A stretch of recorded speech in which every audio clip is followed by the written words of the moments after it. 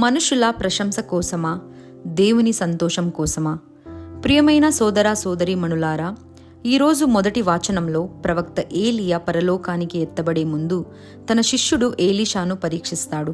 3 సార్లు ఇక్కడే ఉండు అని చెప్పినా ఏలీషా తన గురువును విడిచిపెట్టడు. చివరకు ఏలియా యొక్క ఆత్మీయ శక్తి ఏలీషాపై రెట్టింపుగా వస్తుంది. ఇది మనకు ఒక గొప్ప సత్యాన్ని నేర్పిస్తుంది. విశ్వాసంలో పట్టుదలగా నిలిచే వారికి దేవుడు తన కృపను సమృద్ధిగా అనుగ్రహిస్తాడు. సువార్తలో యేసు ప్రభువు దానం, ప్రార్థన, ఉపవాసం గురించి బోధిస్తున్నారు. కానీ ఆయన ప్రధానంగా చెప్పదలుచుకున్నది ఒకటే: మీరు చేసే ఆధ్యాత్మిక కార్యాలు మనుషులు చూడడానికా లేక దేవుని మహిమ కోసమా? చాలాసార్లు మనం మంచి పనులు చేస్తాం, కానీ మన హృదయంలో ఒక కోరిక ఉంటుంది.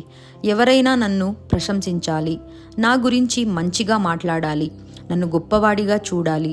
యేసు అలాంటి ప్రదర్శనాత్మక భక్తిని హెచ్చరిస్తున్నారు.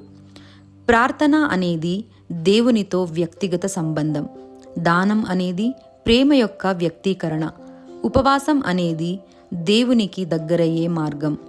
ఇవి ప్రజల ప్రశంసలు పొందడానికి చేసే కార్యక్రమాలు కావు. దేవుడు బయట కనిపించే పనిని మాత్రమే కాదు, మన హృదయ ఉద్దేశాన్ని కూడా చూస్తాడు.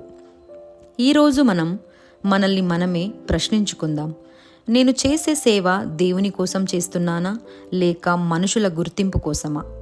నా ప్రార్థన నిజమైనదా లేక కేవలం ఒక అలవాటా? నా హృదయం దేవునికి నచ్చేలా ఉందా?